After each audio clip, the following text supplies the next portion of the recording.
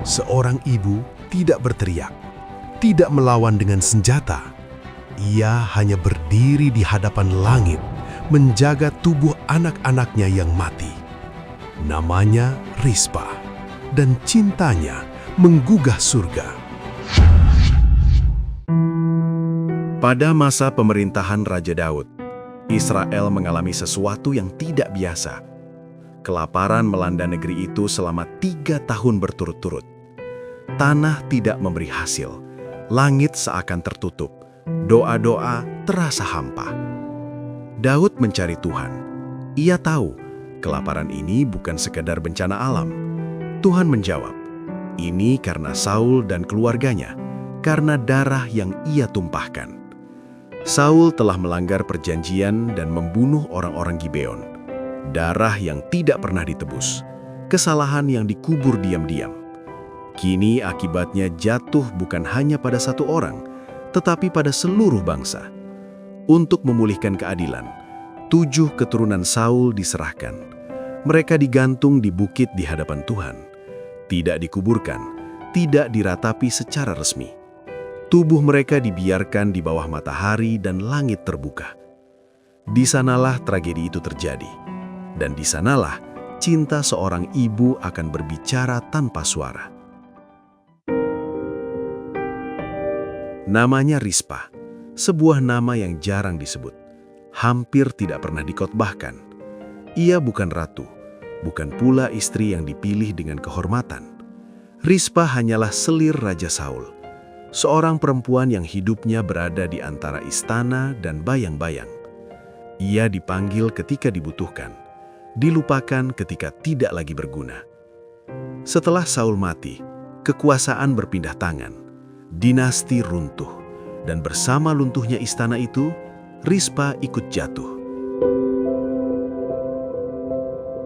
Ia tidak dilindungi hukum, tidak punya suara politik, tidak memiliki tempat aman. Namun ia memiliki 2 hal yang tidak bisa dirampas siapapun. Rahim yang pernah melahirkan dan hati seorang ibu. 2 dari 7 orang yang diserahkan untuk digantung itu adalah anak-anaknya. Anak yang ia kandung, ia susui, ia besarkan di tengah kerasnya istana. Rispa tahu satu hal, ia tidak bisa melawan keputusan raja, tidak bisa mengubah hukum. Tapi ia bisa memilih satu sikap. Ia tidak akan meninggalkan anak-anaknya. Maka ia berjalan menuju bukit itu, bukan dengan amarah, bukan dengan teriakan, melainkan dengan langkah sunyi seorang ibu yang hatinya sudah hancur, tetapi cintanya belum mati. Rispa tidak pulang. Ia membentangkan kain kabung di atas batu, bukan sebagai alas tidur, tetapi sebagai tanda berjaga. Matahari membakar kulitnya di siang hari. Malam membawa dingin dan ketakutan. Burung pemangsa turun dari langit. Rispa menghalaunya. Binatang buas datang dari kegelapan. Rispa berdiri. Hari berganti hari. Minggu berganti minggu.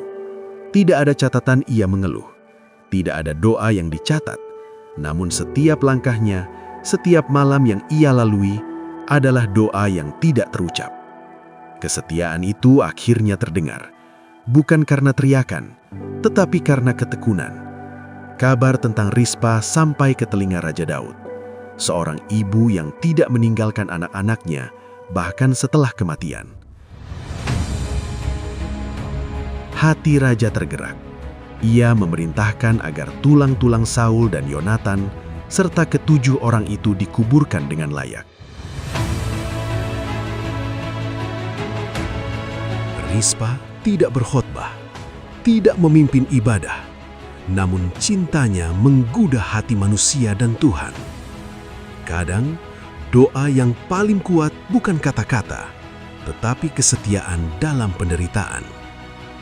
Jika hari ini kamu berdiri sendirian, menjaga sesuatu yang kamu kasihi dan merasa langit diam, ingatlah Rispa. Langit sedang memperhatikan. Jika kamu diberkati lewat konten ini, bagikan, agar banyak orang mengenal Yesus sebagai Tuhan dan Juru Selamat yang hidup.